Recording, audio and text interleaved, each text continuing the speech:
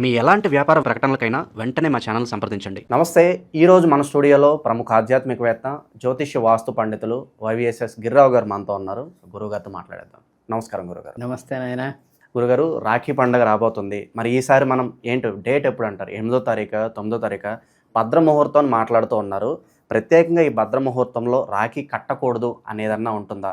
అలాగే రాఖీ కట్టేటప్పుడు పాటించాల్సిన నియమాలు ఏంటి? ఏ సమయంలో కట్టాలి? పూర్తి వివరాలు మాకు తెలియజేయండి గురుగారు. అయ్యో, తప్పనిసరిగా నాయన. ఇప్పుడు ప్రధానంగా ఏంటంటే 8, 9 అనే క్లాష్ ఎందుకు వచ్చిందంటే, మనకి శుక్రవారం సాయంత్రం 8 ఏదైతే మధ్యాహ్నం ఉందో, మధ్యాహ్నం 1:45కి పౌర్ణం వచ్చేస్తుంది. శనివారం మధ్యాహ్నం 12:30 దాకా ఉంటుంది. అందువల్ల ఏంటంటే కొంతమందికి తెలియక అనుకునే ఇది, కానీ దీంట్లో మటుకు ఎక్కడ క్లాష్ అవకాశం లేదు. మనకి రాఖీ పౌర్ణమి అనేది, రాఖీ పౌర్ణమికి కూడా ఉదయం పూట చూస్తారు. మేము ధార్మికంగా బ్రాహ్మణులు చేసుకునే యజ్ఞోపేతానికి అయితే ప్రాతకాలంలోనే చేస్తాం.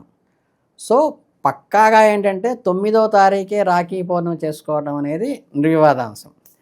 రెండవది ఏంటంటే, ఈ భద్ర ఉంది కదా, ఆ కాలంలో కట్టకూడదు అంటే, ఇప్పుడు 8 అనుకున్నప్పుడు, మీరు ఎప్పుడైతే 8 వచ్చేసింది పౌర్ణం అనుకున్నప్పుడు 8 సాయంత్రం చేయొచ్చా అంటే 8 కుదరదు నాయన అని చెప్పేసి అంటే, మీకు 9 భద్ర ముహూర్తం ఏం లేదు కాబట్టి ఉదయం నుంచి మీరు మధ్యాహ్నం దాకా ఎప్పుడైనా చేసుకోవచ్చు. రెండోది ఏంటి, ఇక్కడ రాహుకాలం కూడా అడ్డం లేదు. రాహుకాలం శనివారం వచ్చి 1:30 నుంచి 3 దాకా వస్తుంది. సో ఇది 12:30కి అయిపోతుంది కాబట్టి ఉదయం ప్రాతకాలం నుంచి ఎప్పుడైనా చేసుకోవచ్చు. ఉదయం 7:29గా దుర్ముహూర్తం ఉంటుంది, ఒక 48 మినిట్స్ తప్పితే మిగతాదంతా కూడా మీకు చేసుకోవచ్చు. రెండోది ఏంటంటే, మీకు ఒక డ్యామ్ షూర్ ఏంటంటే, ఏ ముహూర్తాలు లేనప్పుడు అభిజిత్ లగ్నం అని ఉంటుంది. మధ్యాహ్నం ఏంటంటే మనం చెప్తాం, ఒక పలుగు కనుక పాతితే నీడ నేల మీద పడకుండా నీడ పలుగు మీదే పడుతుంది. అలా ఉండేమంటే మధ్యాహ్నం కరెక్ట్గా అది 12 దగ్గర నుంచి 12:53 దాకా వస్తుంది. సో అభిజిత్ లగ్నం ఇన్ టైంలో ఉంటుంది, పౌర్ణమి ఉంటుంది, ప్రాతకాలం చేసుకున్న సాంప్రదాయం నిలుస్తుంది. తర్వాత ఏంటంటే 9వ తారీఖు మిగతా మేమందరూ జంజాల పౌర్ణమి చేసుకుంటారు కాబట్టి అదే రోజు రాఖీ పౌర్ణమి కూడా చేసుకోవడం అనేది ప్రశస్తంగాను ప్రామినెంట్గాను ఉంటుంది. అందులో ఇక్కడ చర్చలకి ఏంటంటే పక్కాగా చెప్పచ్చు. మళ్ళీ ఇంకో సిద్ధాంతం వచ్చి ఇంకో మాట చెప్పే అవకాశం లేదు. మేమందరం కూడా ఈసారి ఎటువంటి క్లాష్ లేదు. అందరూ కూడా శుభ్రంగా 9వ తారీఖు ఉదయం పూట ఎప్పుడైనా చేసుకోవచ్చు.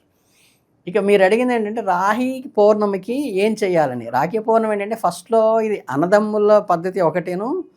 పూర్వం కూడా ఈ రాజులు యుద్ధానికి వెళ్ళేటప్పుడు స్త్రీ వచ్చేసి నామం అదే మనకి బొట్టు పెట్టేసేసి హారతి ఇచ్చి పంపించడం అనేది విజయోస్తని పెట్టేది, అది ఒకటి ఉంది.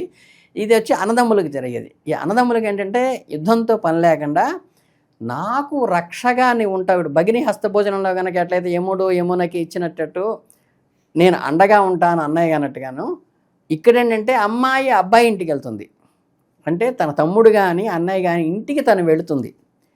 వెళ్ళినప్పుడు అక్కడ చిన్న ప్రాసెస్ ఏంటంటే, మనకి ఒక చిన్న ఆసనం వేసి, మనకి మామూలుగా ఈ నలుగు పెట్టేటప్పుడు కానీ, తర్వాత పెళ్లి కొడుకుని చేసేటప్పుడు, లేదా ఉపనయనం చేసేటప్పుడు పిల్లాన్ని కూర్చోబెట్టి చేస్తారు కదా, అట్లా ఒక శుభ్రమైన పీట వేసి, అంటే ఇవేమి క్లీన్ చేసుకుని దాని మీద చక్కగా ఒక వస్త్రాన్ని వేసి దాని మీద కూర్చోబెట్టాలి. అంటే తూర్పు ముఖంగా కూర్చోబెట్టాలి.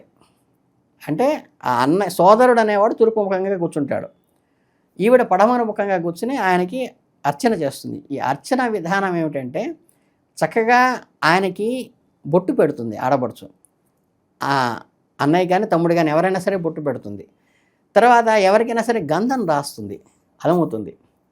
అలాగే ఈ పన్నీరు అని, పూర్వం మనకి పన్నీరు బొడ్డులు ఇప్పుడు కూడా ఉన్నాయి. లేకపోతే మీరేంటంటే మోడర్న్ దాంట్లో చక్కగా మనకి సెంటు ఉంటుంది కదా, సెంట్ అయినా స్ప్రే చేసుకోవచ్చు. మొహం మీద కొట్టబాకండి, అలవాటు లేని వాళ్ళు కప్పుకొని కళ్ళలో పెడితే మీకు ఇరిటెంట్గా ఉంటుంది. వస్త్రం మీద సెంటు రాయటం కానీ, లేకపోతే పన్నీరు చిలకరించడం కానీ, లేకపోతే ఇప్పుడు రోలాన్ లాగా వస్తున్నాయి అవి రాయటం కానీ చేసుకోవాలి. తర్వాత చేతులకి గంధం అలవటం చేసుకుంటారు. మీకు ఏంటంటే ఆడవాళ్ళకి ఇక్కడ పెడతారు, మగవాళ్ళకి చేతులకి రాయాలి. అంటే మీకు పేరెంట్ ఆలోస్ మన శ్రావణ మాసం అంతా అలవాటు అయిపోయి గబుకొని ఇక్కడ రాయిబాకండి. తమ్ముడికి అన్నయ్యకి చక్కగా ఈ చేతి మీద ఇలా రాయండి గంధం. రాసిన తర్వాత ఏంటంటే వాళ్ళకి వస్త్రం, అంటే మీ అవకాశాన్ని బట్టి మీ స్థాయిని బట్టి ఏంటంటే ఒక పంచో ఉత్తరీయమో, చిన్నపిల్లాడైతే చిన్న లాగు చొక్కానో, అలా ఏదైనా సరే ఒక వస్త్రము, నూతన వస్త్రము ఇవ్వటం, ఇచ్చి అది తాంబూల సహితంగా ఇవ్వాలి. తాంబూల సహితంగా అంటే ఏంటంటే తమలపాకులు, ఒక్క, పండు ఉన్నది, అంతేగాని డబ్బులు పెట్టింది కాదు తాంబూలం అంటే. తాంబూలం అనగానే ఇప్పుడు మన ఆచారంలో ఏంటంటే ఏదో రూపాయి బిళ్ళనే పెట్టాలని అంటుంటారు. నాకు ఏదైనా నమస్కారం పెట్టేటప్పుడు కూడా అది ఏంటంటే బ్రహ్మత్వం అంటే ఇప్పుడు మన బ్రహ్మగా మనం పిలుచుకుని ఇంట్లో గృహప్రవేశం, అక్షరాభ్యాసం, అన్నప్రాసనం ఏదో చేయించుకుని ఆయన చేత మంత్రం చెప్పించుకున్నప్పుడు ఏంటంటే దక్షిణ పెట్టాలంటారు. అలా కాకుండా ఈయన భగవత్ స్వరూపుడుగా, ఒక గురువుగా, ఒక వెల్విషర్గా మనం నమస్కారం పెట్టేటప్పుడు దక్షిణ పెట్టాల్సిన అవసరం లేదు. దక్షిణా సహితంగా అక్కర్లా. మనం అది చేయించుకున్నప్పుడు మాత్రమే దక్షిణ పెడతాం. మనకి చక్కగా ఫలము 2 పళ్ళు పెట్టాలి. 2 పళ్ళు పెట్టి ఒక్క ఉండి 3 తమలపాకులు పెట్టేసి ఇచ్చి మనం వస్త్రం ఏదైతే ఇవ్వదలుచుకున్నా అది ఇవ్వటం, లేకపోతే ఉట్టి తాంబూలం ఇచ్చేసి, ఆయన మనకన్నా పెద్దవాడైతే ఇక్కడ రిస్ట్రిక్షన్ వస్తుంది. ఆయన కన్నా పెద్దవాడైతే ఈ అమ్మాయి ఆయనకి నమస్కారం పెడుతుంది. లేదు ఈ అమ్మాయే పెద్దదనుకోండి, ఈ అమ్మాయి అక్షింతలు వేస్తుంది, ఆయన నమస్కారం పెడతాడు. పెట్టుకుని రక్షగా కుడి చేతికి కట్టాలి. మీకు కళ్యాణాల్లో కానీ వివాహాల్లో కానీ ఏదైనా పెట్టల మీద కూర్చున్నప్పుడు మగవాళ్ళకి కుడి చేతికి కట్టుకుంటారు, ఆడపిల్లలు ఎడమ చేతికి కట్టుకుంటారు. అలాగే అక్కడ ఎలా అయితే కడతారో ఇక్కడ కూడా తమ్ముడు అన్నయ్య అయినప్పటికీ కూడా ఆయన కుడి చేతికే కట్టాలి. కానీ కూర్చునేటప్పుడు ఏదైనా ఫంక్షన్స్లో కానీ, ఏదైనా కళ్యాణాల్లో కానీ, ఏదైనా గుడిలోకి వెళ్ళినప్పుడు కానీ, అర్చన చేసుకునేటప్పుడు చెల్లెలు పక్కన, అక్కయ్య పక్కన ఉంచునేటప్పుడు మగ ఆయన ఎడం పక్క ఉంటాడు.